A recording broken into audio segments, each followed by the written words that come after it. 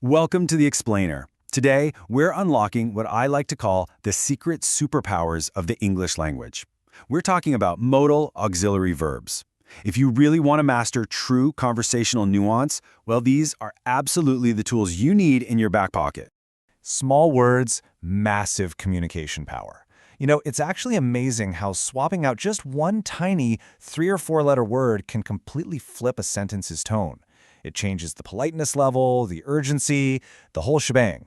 We literally use them constantly, often without even realizing the subtle little signals we're sending out to whoever's listening. All right, here's our roadmap for today. First, the magic of modals. Second, can and could. Third, may and might. Fourth, the power of must. And fifth, we're going to wrap up and test your modal mastery. Number 1, the magic of modals. Okay, let's dive right into this.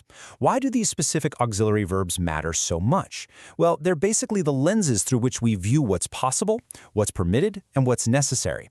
They don't just describe an action, they completely frame the entire condition of that action. Number 2, can and could.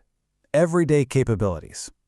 Let's introduce our first set of characters here, starting with the super reliable baseline of our language, can.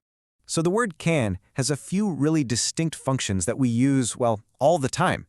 First up, it expresses ability, just the sheer capability to actually do something, like I can make jewelry, or he can't speak French.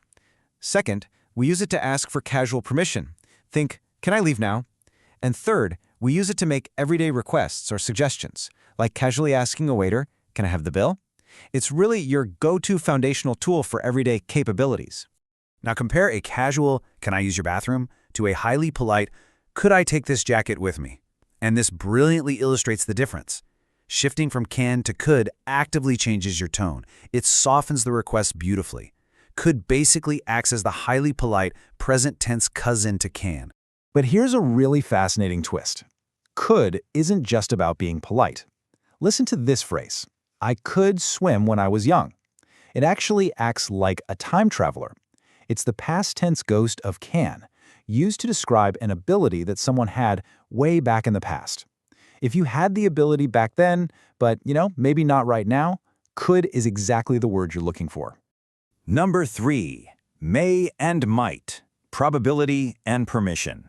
Let's introduce this next pair and clear up these subtle and sometimes kind of confusing differences between them. So there's a really distinct difference between formal permission, like asking, may I come in, and possibility, like saying she may agree with this plan. Using may elevates your respect level way, way beyond can. But it's also your go-to tool to suggest that something is fairly possible to happen in the near future. Okay, here is a really fun fact straight from our source data.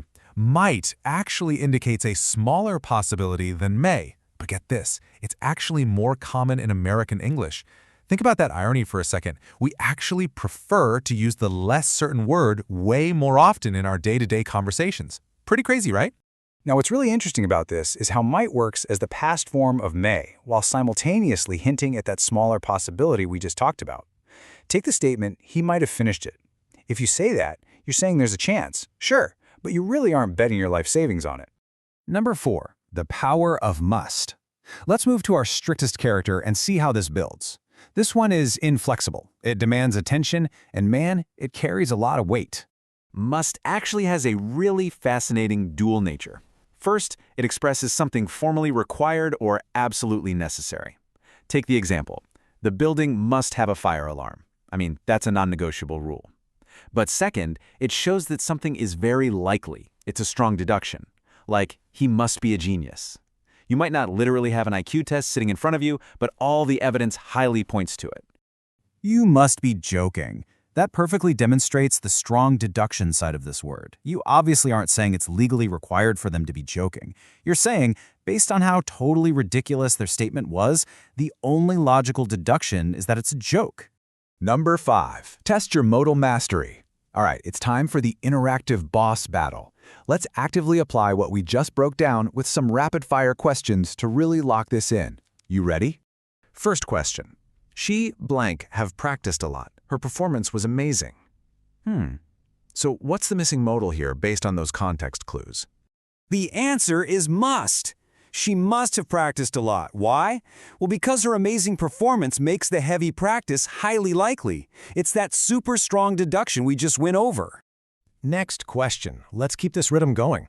I can't find my watch anywhere. I blank have lost it. Think about the level of possibility going on here.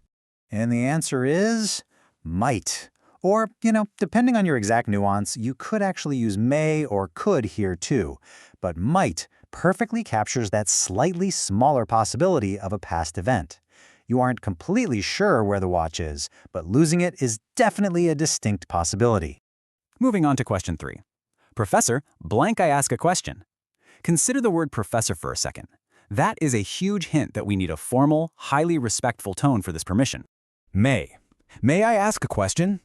This absolutely reinforces may as the ultimate tool for asking for formal permission. It just shows immediate respect to the person you're addressing. Let's keep the momentum rolling. Question 4. Blank, you please lower your voice. Okay, so we're looking for a polite yet firm request here to ask someone to quiet down. The answer is could. Could you please lower your voice? It perfectly utilizes that polite auxiliary function we saw earlier. It softens the request so it doesn't sound overly aggressive while still effectively getting the point across. Mastering these words really gives you total control over the nuance of your communication. You must practice them, and you absolutely can master them. So how will you use these small but mighty words to completely change the power of your next conversation?